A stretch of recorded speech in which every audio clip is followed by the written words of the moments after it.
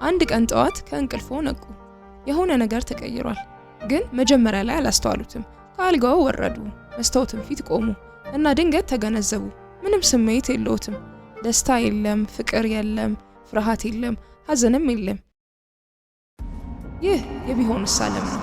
ነገ ጠዋት ሁሉም ስሜቱ ቢጠፉ ምን እንደሚሆን እንመለከታለን። በመጀመሪያ ይህ ጥሩ ሊመስል ይችላል። ማንም ሰው ጭንቀትን የሚወድ የለም፣ ማንምም ሀዘንን አይፈልግም።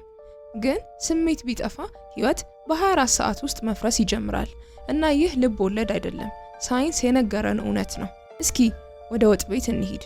በግራው ቡና አለ፣ በቀኙ ደግሞ ሻይ አለ። ሁለቱም ጥሩ ናቸው፣ ሁለቱምም ጤናማ ናቸው። ሁለቱም በ2 ደቂቃ ይዘጋጃሉ።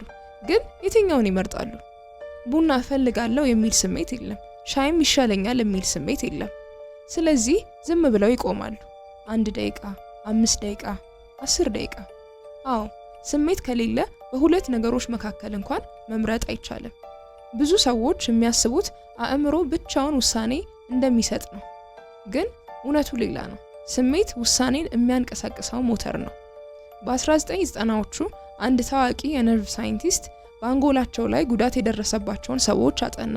እነዚህ ሰዎች ሞኞች አልነበሩም። አይኪዋቸው አልቀነሰባቸውም። የሂሳብ ጥያቄዎችን ይፈቱ ነበረ። ፈተናዎችንም በጥሩ ውጤት ያልፉ ነበረ። ግን ህይወታቸው ፈርሶ ነበረ። አንድ ሰው በሚቀጥለው ቀጠሮ ለመምረጥ 30 ደቂቃ ፈጀበት። ሌላ ሰው ምን እንደሚበላ ለመወሰን አቃተው። ለምን? ምክንያቱም ስሜታቸው ተጎድቶና ጠፍቶ ነበረ። እነሱ ማሰብ ይችሉ ነበረ፣ ግን መወሰን አይችሉም ነበረ። አሁን ደግሞ ከቤት እንውጣ። ስሜት የሌለበት ዓለም ኢኮኖሚ ምን ይሆናል? በአንድ ቀን ውስጥ ይወድቃል። አዲስ ስልክ ለምን እንገዛለን? ለመደሰት። ውድ ልብስ ለምን እንለብሳለን? ራሳችንን ለመግለጽ። ስፖርት ለምን እንከታተላለን? ለደስታ። ፊልምንም ለምን እናያለን? ለስሜት። አንዴ ስሜት ከጠፋ ሲኒማዎች ይዘጋሉ፣ ስቴዲየሞች ባዶ ይሆናሉ፣ ሙዚቃ ዝም ትላለች። ማንም አይደነቅም፣ ማንም አይደሰትም። ዓለምም ቀለሟን ታጣለች። ግን ከዚህ ሁሉ የከፋ ነገር አለ። ገንዘብ አይደለም፣ ንግድም አይደለም፣ ፍቅር ነው።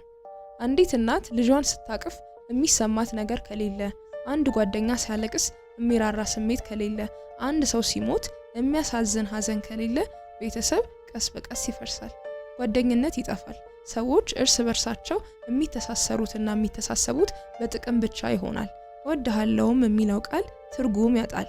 ምናልባት ብዙዎቻችን ስሜትን እንጠላለን፣ ጭንቀት፣ ሀዘን፣ ፍርሃት። ግን እነዚህ ስሜቶች ካስወገድናቸው ደስታንም እናጠዋለን፣ ፍቅርንም ህልምንም እናጠዋለን እና በመጨረሻ ሰውነታችንንም እናጠዋለን። ስለዚህ ስሜት የአእምሮ ስህተት አይደለም። ስሜት ሰው የሚያደርገን ኃይል ነው።